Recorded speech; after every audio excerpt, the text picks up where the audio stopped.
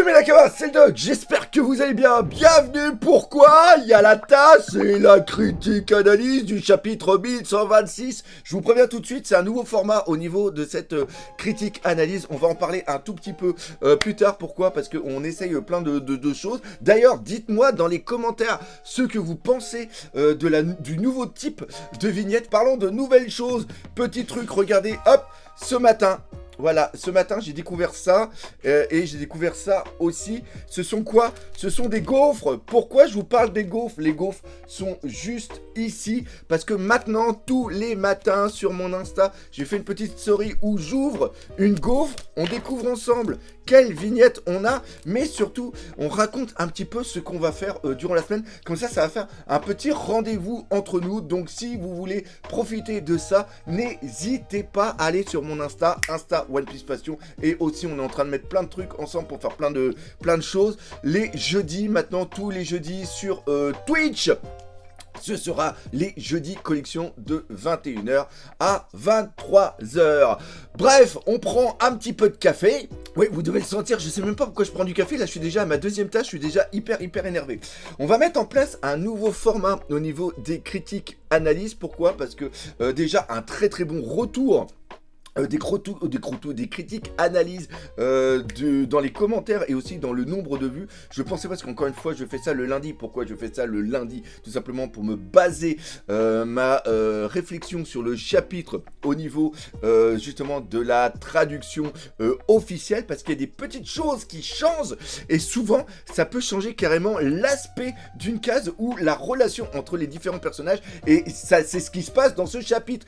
Et ce que je me suis aussi aperçu de quelque chose, c'est que dans ma dernière critique analyse, j'ai tellement été enjaillé par les différents thèmes, c'est-à-dire que je fais un plan où je prends toutes mes idées et j'essaie de les organiser pour après vous en parler. Et bien je me suis aperçu que j'avais oublié de parler de quelque chose d'important. D'ailleurs je sais même plus c'est quoi, mais je sais que quand j'ai fait le montage je me suis dit putain, j'ai oublié de parler de ça, et je voulais pas refaire non plus la vidéo, ça m'aurait pris trop de temps. Donc ce que je vais faire, c'est que je vais refaire comme je faisais une époque, et d'ailleurs vous aimiez bien. Je vais reprendre le chapitre page par page et on va en parler ensemble. Comme ça m'évitera de vraiment oublier des choses. Et c'est aussi comme ça que souvent mon cerveau il partait en live, et vous aimez bien justement quand je pars en live. On commence. Ah non, oui, là, ouh, chose très importante, parce que quand on a la dernière case du chapitre. La dernière case du chapitre est une case de style fin de tome. Et d'un coup dans ma tête, je me suis dit non, attends. On est le chapitre 1126. On est bien d'accord ensemble. C'est pas une fin de tome. Parce que le tome 109, dans mes souvenirs, il est du chapitre 1101 à 1110. D'ailleurs, il fait que 9, c'est vraiment rare parce que souvent les chapitres vont faire plus, ils vont faire au moins une dizaine, mais au niveau de la coupure, c'est nécessaire pour justement le cliffhanger qui est mis à la fin. Et là, on a un cliffhanger qui est totalement de fin d'histoire et début d'une nouvelle. On a cette bascule en fin de chapitre, et pourtant, on est dans un chapitre, vous me suivez, de milieu de tome. On a eu une baisse de la hype avec la fin, et là on va être sur une montée de hype. Donc les prochains chapitres, on va sûrement avoir pas mal d'informations sur Elbaf, avec un cliff de fin dans 3-4 chapitres qui va correspondre justement à la fin du tome, peut-être la fin du tome 111, qui va être absolument dingue. Et ça m'a énormément surpris de la manière dont ça a été construit. Donc voilà, j'ai voulu vous en parler tout de suite parce que pour moi c'est vraiment très important. On commence tout de suite par une double page où tu as l'équipage qui est justement en route vers Elbaf. Ils sont partis de Egghead, ils sont en train de manger, ils sont en train de boire, et il y a une chose qui est hyper importante, c'est qu'on voit pas tout le monde boire. Il y a des personnes qui boivent et d'autres qui ne boivent pas, qui mangent. C'est-à-dire que les personnes qui boivent, on a Nami, on a Usopp, on a Sanji et on a Zoro. Ces 4 personnes boivent, et après on a Robin qui est présente, on a Chopper qui est ici, on a Luffy qui mange, on a Franky qui mange, et on a Brook aussi qui mange. Et il y a aussi une information par rapport à une boisson qui est la boisson de l'absinthe on l'appelle aussi la fée verte. Alors il faut savoir que la fée verte c'est aussi le nom qu'il y avait de l'absinthe dans notre monde et les caractéristiques que l'alcool a dans notre monde a aussi les mêmes dans le monde de One Piece. C'est-à-dire que là il dit c'est de l'absinthe, on l'appelle aussi la fée verte, elle provoque parfois des hallucinations, alors ne forcez pas trop sur la quantité. Alors on sait que ne pas trop forcer sur la quantité, c'est pas les Mugiwara. Nami, je crois que c'est même elle au départ qui avait réussi à faire un concours de boissons et mettre KO des autres personnes. On a Zoro qui boit beaucoup, on a Sanji aussi, et ça va avoir énormément d'importance pour la suite, et surtout le fait que ce n'est pas n'importe quel alcool. Imagine qu'ils disent, vous avez bu, on va dire, de l'hydromiel, ou alors qu'ils choisissent un alcool vraiment typique des pays scandinaves. Ça va plus dire, oh attention, c'est de l'alcool de géant, il faut avoir une bonne constitution, ça peut vous faire mal. Là non, là il dit bien que ça provoque parfois des hallucinations. Et il faut savoir que la plupart des artistes du début du XXe siècle, donc c'est début 1900 et des bananes, consommaient énormément d'absinthe. Pourquoi ? Parce que ça leur permettait, ça leur cerveau, ça leur faisait des trucs complètement fous au niveau des cerveaux. Et c'est aussi pour ça qu'ils écrivaient ou qu'ils peignaient de cette façon, parce qu'ils étaient totalement en mode hallucination. Le fait que Eiichiro Oda mette la chose là-dessus est très important. On bascule sur la deuxième partie du chapitre qui a vraiment énormément surpris. Et là, on va parler aussi d'un truc qui se passe au niveau du temps. Alors, on reprend les éléments. Il y a un mec qui s'appelle Barto. Barto qui fait partie de l'équipage de la flotte de Luffy, qui a été, il y a un mois. Alors, il y a un mois dans le temps One Piece. Ça date du chapitre 875. J'ai regardé, comme moi, j'ai fait la réaction live de cet épisode, il y avait 7 ans. C'est-à-dire que tout ce qui s'est passé au niveau de Whole Cake, Wano Kuni, Onigashima, Egghead, c'est en l'espace seulement de un mois One Piece, mais 7 ans nous. Donc, chapitre 875, où il, justement, il a brûlé un drapeau pour aller donner son pins, pour ceux qui n'ont pas vu ma réaction live, mais j'ai acheté ça, justement, il y a 7 ans. C'était vendu au Japon, voilà, c'est le petit badge, le badge de Barto. Voilà, ça fait toujours plaisir d'avoir des petites choses comme ça. Et donc, qu'est-ce qu'il fait? C'est que là, il y a Shanks qui est venu justement pour faire une leçon à Barto.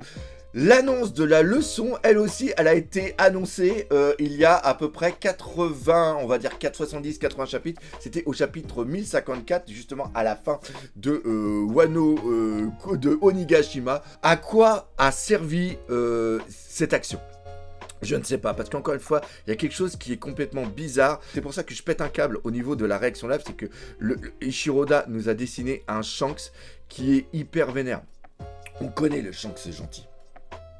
On le connaît, celui-là qui rigole, celui-là qui s'amuse dans le party bar, celui-là qui fait le con avec ses potes, avec son équipage. Mais on a toujours deux facettes. On a la facette gentille et là on a la facette qui est hyper mauvaise. Et là quand tu vois le dessin, encore une fois, on va prendre les cases. Tu as une case où tu n'as seulement que Shanks. Et Shanks n'est pas en centrale. Shanks est vraiment sur le côté où on devine comment on devine un petit peu ce qu'il ressent.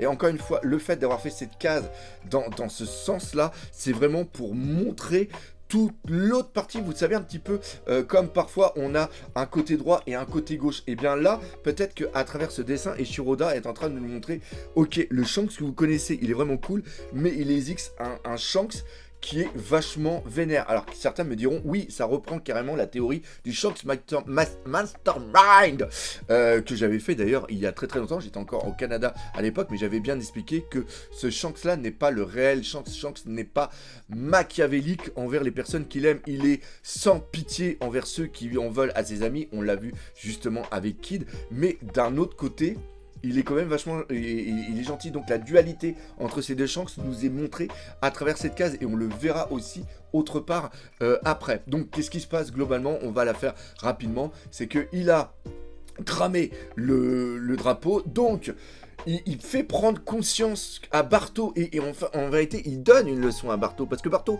comme je l'ai dit, malgré le fait qu'il connaisse l'histoire, il a quand même fait un truc contre un empereur Et là, il a de la chance parce que c'est Shanks. Mais imaginez un autre empereur. Tu fais partie de la flotte d'un empereur, c'est-à-dire que Barto fait partie de la flotte de Luffy. Toutes les actions qu'il fait peuvent être prises comme un ordre de l'empereur. C'est ça qui est important, on n'est plus dans une cour de récré. Et donc, à partir de là, il est en train de lui dire, ok, si tu as fait ça, parce que Luffy, en un sens, me déclare la guerre. Donc, la seule solution pour pouvoir que ça passe, c'est que au lieu que ce soit moi qui tue Luffy, c'est toi qui vas aller le tuer. Donc voilà du poison et tu vas tuer justement Luffy. Alors comme j'ai dit, on a la case qui est comme ça fait quand même un tout petit peu bizarre. On se dit mais putain qu'est-ce qu'il est en train de nous faire ce méchant garçon. On va rester poli. On voit que c'était un test. On a cette image au niveau de l'empereur, c'est-à-dire que Barto dit ouais on m'avait dit que les empereurs ils étaient hyper dangereux, mais en vérité ça va parce que là il a quand même été assez cool. Et là on va arriver sur la dernière page de ce truc, c'est-à-dire, et c'est là où c'est vraiment très très fort. Encore une fois, je ne sais pas si d'autres youtubeurs l'ont dit dans leurs vidéos, mais moi, c'est quelque chose que j'aime. C'est-à-dire que là, on voit les cases où on voit, cette fois-ci, Shanks, qui est dessiné tout en couleur blanche au niveau du visage. Les cheveux et le manteau sont de couleur foncée. Ça, c'est normal. C'est aussi pour mettre en valeur le côté blanc de son visage.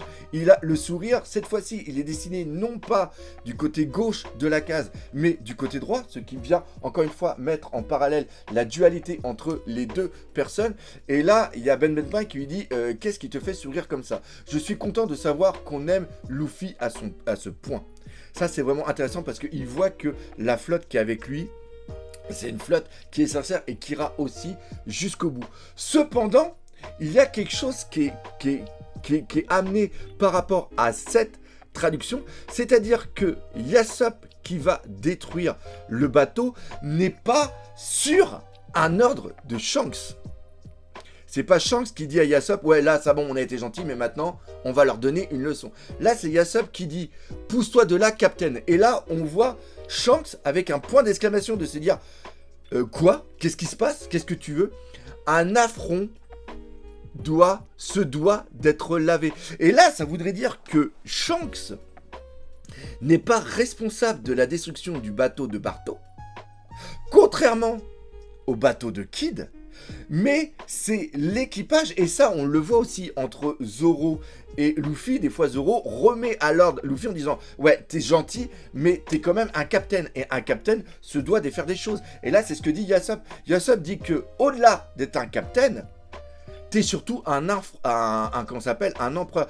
Et même si ça n'a pas été fait de façon méchante, tu as un rôle à jouer, tu as une autorité à jouer. Et même s'il fait partie de la flotte de Luffy, même s'il est gentil et qu'il adore Luffy comme nous on adore Luffy, tu ne peux pas laisser ça impuni. Et donc, destruction du bateau, ça montre déjà la puissance de Yasopp. Attire un bateau tué. Maintenant, est-ce que le bateau en tant que tel est mort? Oui. Est-ce que l'équipage en tant que tel est mort? Non. Ils vont tous être sauvés, il n'y a rien à craindre. Et ils vont peut-être même leur refiler un bateau et après leur dire « Ok, c'est bon, partez, que ceci vous serve de leçon. » Voilà. C'est juste cet élément-là et c'est sûr qu'on va les voir revenir avec un nouveau bateau. Est-ce qu'on peut voir dans cette dernière case tout en bas, c'est-à-dire la tête de Luffy du bateau détruite, et ça veut dire que Shanks va tuer Luffy ou va essayer de le tuer? Je ne pense pas. On peut voir par contre comme une sorte de parallèle entre eux, parce qu'on voit que le bateau crame, on peut voir comme la mort du Merry et peut-être la renaissance d'un nouveau bateau. Complètement what the fuck avec oui, c'est pour ça que je fais ces vidéos comme ça en live. C'est-à-dire qu'on aurait une proue du bateau, non pas avec un Luffy avec la chapeau, mais le Luffy en mode empereur, en mode Nika. Le prochain bateau du Barto Club sera en forme Nika. On le met ici, on le pose de côté et on le ressort quand ça sortira. Maintenant, on passe sur la deuxième partie et il y a aussi un très très gros jeu au niveau des symboliques des cases et surtout au niveau des textes. Là, il y a Barbe Noire qui est revenu et qui a vu que Kobe, qui était justement son élément pour le vendre, pour l'échanger à la marine, pour avoir un levier, merci vous d'avoir soufflé très fort au niveau de la marine. Et en un sens, Aokiji avait dit que Kobe ne servait à rien au niveau de ce levier. Pourquoi? Parce que il fait partie du SWORD, branche dissidente au niveau de la marine. Et d'ailleurs, je pense même que maintenant, vu qu'ils ont Garp, parce qu'on a l'information qu'ils ont Garp, je pense même que Garp est beaucoup plus important que Kobe. Et on voit qu'il est complètement vénère contre justement Pizarro. Et Pizarro, il dit pardon Teach, mais avant la libération de Kobe, il y a eu la libération de Moria. Ça veut dire que Moria est parti. Rappelez-vous, dans un précédent flashback, quand il y avait justement la libération de Kobe par Garp, il y avait Perona qui était présente pour sauver Moria. Ça veut dire que pendant tout ce qui s'est passé au niveau de l'île, il y a Moria qui est parti. Moria, qu'est-il? Que va-t-il devenir? Moria, je pense, j'ai réfléchi à plein de choses. Et la théorie, à mon sens, qui semble plus logique pour Moria, ça serait que Moria, il va avoir un esprit de vengeance. Et quand il va voir que la Cross Guild a été créée, je me demande s'il va pas vouloir contrôler la Cross Guild, ou tout du moins en faire partie. Et ça serait dingue, parce que ça voudrait dire que les anciens Shichibukai, est-ce que la Cross Guild peut devenir un équipage de Shichibukai? Ça voudrait donc dire que après, il va y avoir Bo Hancock qui va venir. Il va y avoir Webble qui va venir. C'est tout ce qui... Ah! Oh punaise! Doflamingo! Oh punaise! Oh punaise! Parce qu'on sait qu'il s'est passé quelque chose entre Moria et Doflamingo. Est-ce que Moria va aller à Impel-Down pour aller se faire un équipage à la mode Barbe Noire? Et il va rencontrer Doflamingo, et c'est peut-être lui, cet idiot, en voulant narguer Doflamingo, de hey, tu vois, tu m'as pas tué et tout, tu voulais me tuer à Marineford, tout ça, maintenant c'est toi qui es emprisonné tout ça. Et involontairement, Moria peut être responsable par le bordel qu'il a fait de la libération de Doflamingo. Est-ce qu'après ils vont aller rejoindre la Cross Guild? Je ne sais pas, mais ça pourrait être complètement dingue. Le retour de Doflamingo à travers Moria, qui serait un parallèle par rapport à Marineford. Ça serait vraiment excellent. Bref, tout ça pour dire que après on arrive sur une double page avec l'équipage, et là, regardez comme c'est magnifique. On a tout l'équipage qui est assis, et on voit qu'il y a en ce point central, de dos, en noir, Aokiji. Est-ce que Aokiji, à travers cette position, fait toujours partie, dans sa tête, de l'équipage de Barbe Noire? Shiryu Lapui a une haine contre Aokiji, ça c'est certain. Et donc, s'il est dessiné ici, à l'arrière un petit peu justement de Aokiji, d'un point de vue symbolique, d'un point de vue du dessin, ça veut dire qu'il surveille encore. Le placement qu'on a là, ça représente justement aux pièces de théâtre. Et donc là, ce qu'on a là, c'est typiquement une mise en scène de théâtre. C'est exactement ça. Et justement, Shiryu Lapui qui est en premier plan, dos justement au public, et qui est par rapport au personnage central en train de le regarder. Ça, d'un point de vue mise en scène, il y a une très grosse symbolique dedans. L'autre grosse symbolique aussi qu'il y a, c'est que regardez comment est dessiné Aokiji de la part de Eiichiro Oda, pour dire justement que il disait que je pensais l'avoir tué. Je pensais l'avoir tué. Donc ça veut dire que dans sa tête, il avait bien l'optique de le tuer. C'est pas je voulais le tuer, c'est je pensais l'avoir tué. Clairement. Donc ça veut dire qu'il voulait tuer Garp. Mais d'un point de vue du dessin d'Eiichiro Oda, on voit qu'il met sa main comme ceci. Au niveau des lunettes, on ne voit pas ses yeux. Comme tout est caché, ça sous-entend par le dessin. Ce qu'il est en train de dire, ce n'est pas ce qu'il a pensé. Et l'autre chose qui est vraiment excellent, c'est que après c'est marqué mais il est bel et bien vivant. Et là, c'est Barbe Noire qui le dit. C'est un véritable exploit Kuzan. Qui d'autre aurait pu le battre? Ça sous-entend que qui dans l'équipage aurait pu le tuer? Peut-être à part moi-même, Barbe Noire. Là ici, ça veut sûrement dire, et là je suis en train de partir dans un truc que je ne devrais pas partir, c'est un débat de puissance, mais encore une fois, même si Aokiji est on dit quoi, l'amiral? Je sais plus, l'amiral, le commandant de la 10e flotte, c'est pas parce qu'il est dans la 10e flotte qu'il est obligatoirement le plus faible.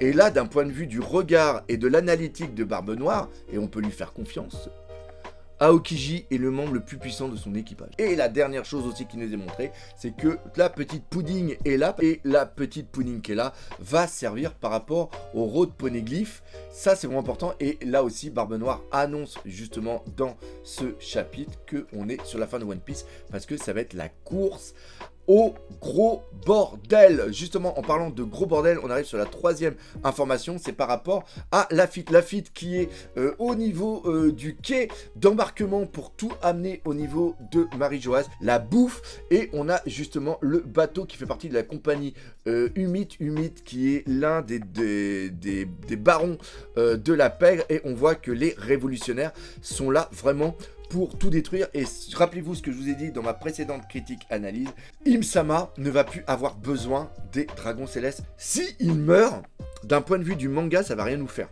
parce que ce sont des pourritures.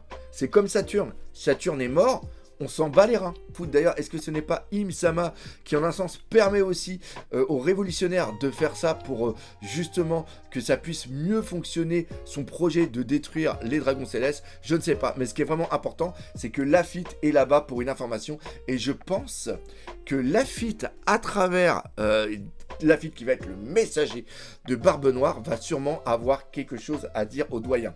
Alors, juste, il y a un truc que j'ai failli oublier. Garp, il sert à quoi? Garp, c'est l'ancienne génération, et Garp va être exécuté par Barbe Noire pour servir d'exemple. Et ce qui va être complètement dingue, c'est que ça va foutre la haine bien sûr à Luffy. Luffy, là, pourquoi il va y avoir la confrontation entre Luffy et Barbe Noire? C'est tout simplement parce qu'il va avoir l'information dans les journaux que Garp a été exécuté par Barbe Noire, et il y a une autre personne, c'est son grand-père à Luffy, mais c'est le mentor de Kobe. Et ce qui pourrait être dingue, c'est-à-dire qu'on pourrait avoir, encore une fois, il y a énormément de parallèles dans One Piece, on pourrait avoir Kobe, et une partie justement de cette branche dissidente de la marine, qui irait à la ruche pour venger la mort de Garp, et qu'on aurait Luffy qui viendrait aussi, et ça ferait justement un combat Luffy et Kobe contre Barbe Noire, ce qui ferait un remake de Roger Garp versus Chebek. Encore une fois, on met ça là, on verra plus tard si j'ai raison. On arrive sur la fin de ce chapitre, aussi la fin de cette critique analyse qui est déjà à plus d'une demi-heure, c'est complètement dingue. On a l'équipage qui a été scindé. Encore une fois, me direz-vous, comme c'est original. Oui, c'est vrai que ça fait un petit peu chier, je sais pas pour vous, mais moi, ça me fait un tout petit peu chier. Et on voit qu'il ne reste plus que qui? Il ne reste plus que Jinbei, Robin, Franky et Brook. Tous les autres, ils sont partis. On voit encore une fois que Bonnie est encore une fois en enfant. On voit que Lilith est tout au bout, et on voit que l'équipage est en stress. Alors, ça faisait 2 jours que le Great Eric avait quitté Egghead, mais il y avait une raison pour laquelle le navire de l'équipage de Géant n'avait pas encore atteint Elbaf. Normalement, ils auraient pu l'atteindre en une journée, sauf que arrivé proche de Elbaf, durant la nuit, le Sunny a été piqué, et une partie de l'équipage a été piquée. Est-ce qu'une partie justement de cet équipage-là a été sur le Sunny pour faire quelque chose, pour se reposer ou quoi que ce soit, et comme le Sunny a été volé, ils ont été volés avec eux. Ça peut sembler bizarre, pourquoi? Parce que Franky n'était pas sur le Sunny. Ça, c'est très important aussi à le noter. Mais ça veut dire que depuis quelques heures, ou peut-être une journée entière, il y a une partie, enfin, les géants et une partie de l'équipage qui recherchent justement les Mugiwara qui ont disparu. Et on arrive sur une dernière case avec du noir. Alors ça fait comme une sorte de flashback comme il l'utilise, mais là c'est pour montrer les ténèbres dans lesquelles Nami était suite à avoir beaucoup bu d'absinthe. Et là c'est marqué Nami, réveille-toi. On ne sait pas si c'est un membre des Mugiwara, si c'est Zoro, si c'est Luffy ou si c'est quelqu'un d'autre. Mais la manière dont c'est dit, c'est bizarre parce que ça voudrait dire que la personne qui réveille Nami sait qu'elle s'appelle Nami. Nami a été changée au niveau des vêtements. Elle n'a pas les ronds habituels sur sa tenue. C'est-à-dire que la tenue qu'elle a, ce n'est pas une tenue qu'elle a choisie ou qu'elle a pris. C'est une tenue qui lui a été imposée. Elle n'a pas son climact, elle a une épée dans le dos. Elle est dans une tenue typique d'Elbaf qu'on a pu voir, qui ressemble à celle qu'on a pu voir sur un color spray il y a pas mal de temps. Et surtout, le plus important que je n'ai pas percuté dans la critique, dans la réaction live, encore une fois, ça montre que les réactions live que je fais, je ne lis pas les spoils avant, sinon j'aurais dit à la fin « Oh, regardez, il y a des Lego partout !» Non, je ne l'ai pas dit, vous avez été nombreux d'ailleurs à me le dire dans les commentaires, et oui, le sol est en Lego. Pourquoi le sol est en Lego? Je reprends un petit peu ce que j'ai dit en début de vidéo. Il y a beaucoup d'éléments qui existent dans notre vie. Là, on parle de l'alcool, l'absinthe, qui Eide Ishiroda a créé dans le monde de One Piece. Les Lego sont existants dans le monde de One Piece. Mais, à part dans un color spray, on n'en a jamais vu dessiné dans les cases. C'est que à l'extérieur, au niveau d'un color spray. Pourquoi il y a des Lego? Est-ce que ces Lego sont bien en plastique ou est-ce que ce sont des Lego qui sont en bois? Pourquoi je parle de ça? Parce que si c'est par rapport aux références, par rapport à la référence danoise, les Lego, il faut savoir que le constructeur des Lego, au début, faisait des jouets en bois. Est-ce que c'est une création qui a été faite par des personnes en taillant les morceaux et en les assemblant? Ou alors, est-ce que c'est lié à un fruit du démon du Lego? Et là, on va partir encore plus loin. Est-ce que c'est un placement de produit pour des Lego? Pour ceux qui ont vu mes conventions, j'ai quelques bateaux en Lego One Piece. Et je voulais vous faire des vidéos, mais j'ai tout ça de bonhommes Lego. Il y a presque une centaine de bonhommes Lego là-dedans. Et je vais vous faire des vidéos, je vais les monter. Donc pour l'instant, ça va être l'occasion de le faire avec justement cette mise en place de Lego. Est-ce que complètement dingue, et là on va partir dans un truc complètement fou, est-ce que c'est en préparation d'un placement de produit? Il y a eu des Lego officiels One Piece qui ont été faits à une époque, les Mega Bloks. Bref, vous comprenez le délire. Première question, c'est est-ce que ça a été créé par des géants, plusieurs, ou est-ce que c'est la construction d'un géant qui a le fruit du démon du Lego? Si c'est le fruit démon du Lego qui serait un Paramecia, comment les Lego ont été créés et pourquoi? Et maintenant la question, qui les a pris et pourquoi c'est elle seule qui se retrouve dedans? Obligatoirement, ça ressemble à une maison qui est à la taille des Mugiwara. Mugiwara qui, par rapport aux géants, sont à la taille de Lego. Est-ce qu'on va avoir des personnages Lego One Piece, mais véritablement Lego? Enfin, c'est un truc qui est complètement dingue. Dans la réaction live, je vous ai parlé de Loki. On va voir un petit peu qu'est-ce qui va se passer. Mais tout ce que je sais par rapport à ce que je vous ai dit en intro, c'est qu'on est en milieu de tome. Et les prochains chapitres jusqu'à la fin vont être complètement dingues. Bref, j'espère que vous aurez apprécié cette critique analyse, ce nouveau format qui est vraiment plus dans l'explication, vraiment beaucoup plus poussé, avec justement des petites théories, des petits trucs, des petits délires. Si vous aimez ce style, dites-le moi, c'est très important, on essaiera après de plus les utiliser. Bref, encore une fois, un gros merci à vous. Si vous voulez me soutenir, n'hésitez pas à partager par exemple vous, abonnez-vous, allez sur mon Insta, allez sur mon Twitch. De toute façon, c'est simple, vous allez sur les deux plateformes et vous tapez One Piece Passion. Nous, on se donne rendez-vous bientôt. Et on n'oublie pas le principal, One Piece, c'est la vie. Allez, salut mes Nakamas.